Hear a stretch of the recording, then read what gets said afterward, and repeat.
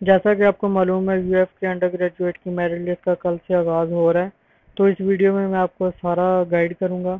अगर आप merit list में सिलेक्ट हो जाते हैं तो आपने फ़ी कैसे पे करनी है और उसके बाद कौन कौन से डॉक्यूमेंट लेके यूनिवर्सिटी में आना है। सबसे पहले आप लोगों का मेरिट लिस्ट में नाम देखने का जो आसान तरीका आपको बताऊं, तो आपने इस तरह करना है, अपने यूनिवर्सिटी का पोर्टल भी आ जाना है।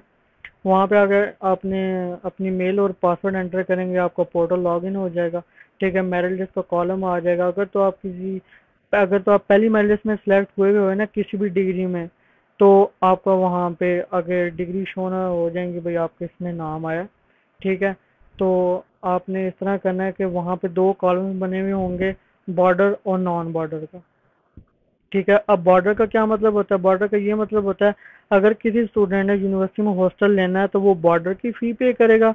अगर किसी स्टूडेंट ने यूनिवर्सिटी में हॉस्टल नहीं लेना तो वो नॉन बॉर्डर की फ़ी पे करेगा। ठीक है, आपने कोई भी जो वाउचर हुआ आपने वो प्रिंट आउट निकलवा के आपने किसी भी अलाइड बैंक की ब्रांच में या एमसीबी बैंक की ब्रांच में आपने वो अपनी फ़ी पे देनी है। ठीक है, फ़ी पे करने के बाद आप लोगों ने क्या करना है, सबसे पहला जो पहला स्टेप है वो आपके साथ मैं जो शेयर करने लगा हूँ। आपने इस तरह करना है, जो पहला सेट बनाना है, सबसे पहले आप ना अपनी एक ट्रांसपेरेंट फाइल ले लें। ठीक है, ट्रांसपेरेंट फाइल लेने के बाद सबसे पहला जो आपने काम करना है, अपना एप्लीकेशन फॉर्म डाउनलोड करना है पोर्टल से, जो जिसमें आपकी डिग्रीज जो आपने सेलेक्ट की हुई हैं, जिसमें आपको मैट्रिक और इंटर का या आपको डाटा ना वो अपने प्रिंट कर लेना है। ठीक है, उसके नीचे स्टूडेंट्स के वो साइन चाहिए, वो अपने अपने साइन कर देने हैं। ठीक है, और उसके बाद आपका ओरिजिनल फ़ी वाउचर होना चाहिए जो आपने बैंक में पे किया था। और उसके बाद आपकी 6 पिक्चर्स होनी चाहिए। ठीक है, 2 फ्रंट से अटेस्टेड होनी चाहिए और 4 बैक से होने चाहिए। ये जो आपने अटेस्टेड करवाना है ये किसी गस्टेड ऑफिसर से करवाना है, जो इस तरह 18 19 20 ग्रेड के जो ऑफिसर्स होते हैं ना, उनसे आप लोगों ने ये अटेस्ट करवानी है। जो जो चीज़ें आपको मैं बोलूँगा आपके सामने स्क्रीन पर भी शो हो रहा होगा कि आपने कौन कौन सी चीज़ें अटेस्ट करवानी है, सारे डॉक्यूमेंट्स की लिस्ट आपके सामने शो हो रही है। तो उसके बाद आपने CNSE बे फॉर्म ये भी 4 कॉपीज आपने अटैच करवानी है। और उसके बाद फादर के CNSE कॉपी 4 ये भी आपने अटैच करवानी है। और उसके बाद जो मैट्रिक का रिजल्ट कार्ड नहीं होना चाहिए, मैट्रिक की सनद आपके पास होनी चाहिए, जो 1 साल बाद या 2 साल बाद ना स्कूल वालों के पास आ जाती है। तो आप अपने स्कूल वालों से रब्ता करें, उनके पास आई भी होगी तो आप जाके वहाँ से ले लें। ठीक है, और उसके बाद जो आपका इंटर पार्ट 1 का रिजल्ट कार्ड था वो आपके पास होना चाहिए। ठीक है, वो भी अगर आपके पास कॉलेज वालों ने दे दिया तो ठीक है, नहीं तो आप कॉलेज वालों से जाके ले लें। और उसके बाद आपका मैट्रिक का करेक्टर सर्टिफिकेट होना चाहिए और इंटर का करेक्टर सर्टिफिकेट होना चाहिए। समझो कॉलेज का ना आपका करेक्टर सर्टिफिकेट होना चाहिए, समझो स्कूल और कॉलेज दोनों का करेक्टर सर्टिफिकेट आपके पास होना चाहिए।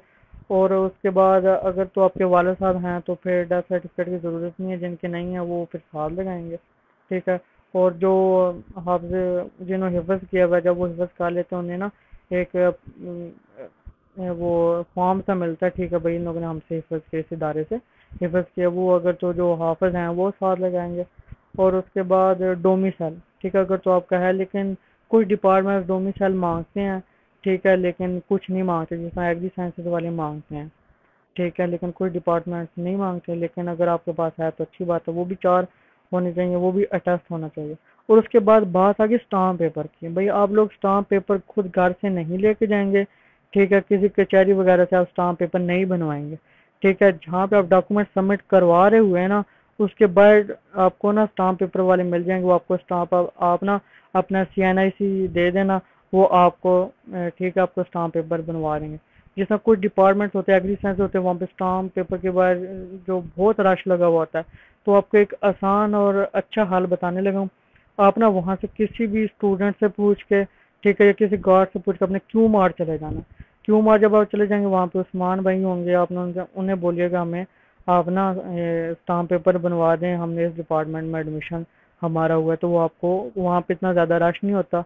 ठीक है, वो आपको जल्दी से बन जाएगा। ठीक है, लेकिन थोड़ी सी दुश्वारी है, आपको थोड़ा दूर जाना पड़ेगा, लेकिन आपका स्टाम्प पेपर बन जाएगा। ठीक है, और उसके बाद मेडिकल की बात आ जाती है। ठीक है, मेडिकल कैसे बनवाना है? मेडिकल भी आपने बाहर से नहीं बनवाना। आपने किसी भी फोटोशॉप से आपने कहना मेडिकल वाला फॉर्म दे दें, आपने उसके ऊपर अपना नाम वगैरह लिख के, सारा कुछ लिख के, आपका किस में एडमिशन हुआ, अपनी एज वगैरह सारा कुछ फिल करके, ठीक है, आपने किसी से भी पूछ लेना है कि जीरो पॉइंट के बिल्कुल साथ ही डिस्पेंसरी है, ठीक है, मिनी मार्ट के साथ, ठीक है, फैसल कश्मीर हॉल के साथ ही ना डिस्पेंसरी। आप वहाँ से डिस्पेंसरी जिस तरह एंटर होंगे, आपके लेफ्ट साइड पे जो रूम होगा, आपने अपना फी वाउचर उन्हें दिखाना है, और जो आपका फॉर्म होगा मेडिकल वाला अपने साइन करवा देना है। इस तरह आपका मेडिकल हो जाएगा, ठीक है। जो पहला सेट था वो तो आपका कंप्लीट हो चुका है, ठीक है। अब जो दूसरा सेट है वो आपको चाहिए। आपका जिस डिपार्टमेंट में एडमिशन होगा ना, उस डिपार्टमेंट जो कैंटीन होगी, आपने वहाँ से यूजी फॉर्म ले लेना। आपने उन्हें कहना मुझे यूजी फॉर्म दे दें, ठीक है। जो आपका तीसरा सेट होगा, आपने उन्हें कहना कि E2 फॉर्म भी दे दें, ठीक है। बल्कि उन लोगों ने, उन्हें पता होगा इस बच्चे का नया एडमिशन हुआ है, उन लोगों ने आपको यूजी फॉर्म और E2 फॉर्म दोनों ही दे देने, ठीक है। इसके लिए आपको पिक्चर चाहिए, समझो 2 पिक्चर्स इसके लिए आपको चाहिए, ठीक है। तो एक फ्रंट से अटैच होनी चाहिए, एक बैक से अटैच होनी चाहिए। उसके बाद आपके पास ओरिजिनल फी वाउचर होना चाहिए, ठीक है। और उसके बाद आपके पास CNIC की कॉपीज होनी चाहिए, एक आपके वाले साहब की और एक आपकी, वो भी अटैच होनी चाहिए, ठीक है। और उसके बाद मैट्रिक की आपकी एक कॉपी होनी चाहिए मैट्रिक की रिजल्ट कार्ड की, और एक इंटर पार्ट 1 के रिजल्ट कार्ड की कॉपी होनी चाहिए। इस तरह ये आपके सारे डॉक्यूमेंट्स बिल्कुल रेडी हो जाएंगे, एक फाइल में आप डाल लें, ठीक है। जिस तरह आप डिपार्टमेंट के बाहर पहुंचेंगे, जिस डिपार्टमेंट में आपका एडमिशन होगा, वहाँ पे बाहर सीनियर ने एक डेस्क लगा के बैठे होंगे। आप लोगों ने खुद ये तरतीब नहीं देने, वो जो सीनियर्स होंगे वो खुद ही स्टेपल करेंगे, वो खुद ही आपको रूम के अंदर भेजेंगे, इस तरह, ठीक है। वो आपके डॉक्यूमेंट सबमिट हो जाएंगे। और जो दूसरी बात, आपको एक बात बताता चलो, ये जो एडमिशन हो रहे हैं ये बिल्कुल एक आर्जी से एडमिशन हो रहे हैं, ठीक है। आपके एडमिशन समझो, ये अगर आपका एडमिशन हो गया, मेरिट लिस्ट में नाम आ गया, तो आपका ये एडमिशन एक तरह का कंफर्म नहीं है, ठीक है। जब 12 सितंबर को रिजल्ट आ रहा है सेकेंड ईयर के, जब 12 सितंबर को रिजल्ट आ जाएगा, फिर आपका एडमिशन कंफर्म होगा। जिस तरह इंजीनियरिंग फील्ड्स हैं, इंजीनियरिंग फील्ड में आपको 60% मार्क्स चाहिए इंटरमीडिएट में, अगर आपका एक नंबर भी कम होगा तो आपका एडमिशन फौरी तौर पे कैंसिल होगा, या एक भी आपकी सप्ली आएगी, आपका एडमिशन फौरी तौर पे कैंसिल हो जाएगा, वो आपको फी आपकी रिफंड सारी वापस कर देंगे, ठीक है। अब जिस तरह कुछ BS प्रोग्राम है, जिस तरह BScs, BSIT, BS English, zoology, botany, biochemistry, ठीक है। तो ये जो डिग्रीज हैं इसके लिए आपको 50% मार्क्स इंटरमीडिएट में चाहिए, ठीक है। अगर कम होंगे आपका एडमिशन कैंसिल होकर, ज़्यादा होंगे आपका एडमिशन कन्फर्म ही रहेगा। कुछ BS के इस तरह प्रोग्राम्स हैं, जिस तरह BS एजुकेशन, सोशियोलॉजी, कॉमर्स हो गए, इसके लिए आपको 45% चाहिए। जिस तरह इस बार क्राइटेरिया चेंज हुआ, एग्री साइंसेज के लिए भी 45% ही चाहिए, समझो 496 नंबर चाहिए। तो इस तरह अगर कम होंगे आपका एडमिशन कैंसिल हो जाएगा, ज़्यादा होंगे तो आपका एडमिशन कन्फर्म ही रहेगा। आपके जहन में एक और सवाल होगा, पहली मेरिट लिस्ट लागी, हमने डॉक्यूमेंट जमा करवा दिए, ठीक है। अब अगली मेरिट लिस्ट में, समझो पहली मेरिट लिस्ट में हमारा एग्री साइंसेज में नाम आया था, दूसरी मेरिट लिस्ट में हमारा नाम आ जाता है, CS में आना चाहता है, अब हम CS में जाना चाहते हैं, हम जा सकते हैं, बिल्कुल जा सकते हैं। जो आपके ड्यूज़ होंगे, वो जो CS के ज़्यादा ड्यूज़ होंगे, वो वाउचर जब सेकंड लिस्ट लगेगी ना, तो मेरिट लिस्ट पे आपके सामने आ जाएगी, तो वो वाउचर भी साथ आ जाएगा। अगर ड्यूज़ ज़्यादा होंगे वो आपको पे करने होंगे, आप बैंक में जाके पे करोगे। आप इस तरह करेंगे, एग्री साइंस डिपार्टमेंट जाओगे, या कोई भी जिसमें आपको पहला नाम आया होगा, आप उस डिपार्टमेंट जाओगे, वहाँ पे जाके आप उन्हें बोलो कि हम CS में जाना चाहते हैं, वो आपको फॉर्म निकाल के देंगे, वो आपको ये कहेंगे कि आप CS डिपार्टमेंट जाके लिखवा के लाएं, वाकई आपको इस सेकंड मेरिट लिस्ट में आपका नाम आया है। आप CS जाओगे, वहाँ से मेंशन करवाओगे, आप दोबारा वापस से एग्री साइंस डिपार्टमेंट या कोई जिसमें आपको पहले जिसमें नाम आएगा उस डिपार्टमेंट आओगे, ठीक है। वो आप उन्हें दिखाओगे, जो आपके डॉक्यूमेंट वहाँ पे सबमिट हुए होंगे वो आपको सारे के सारे एज इट इज़ वापस कर देंगे। आप CS डिपार्टमेंट आओगे, आपको स्टाम्प पेपर नया बनवाना पड़ेगा, ठीक है। UG1 और E2 फॉर्म आपको दोबारा नया लेना पड़ेगा, उसको फिलअप करवाना पड़ेगा। बाकी मेडिकल वगैरह वो जो सारी चीज़ें वो एज इट इज़ साथ ऐसे ही लगी रहेंगी।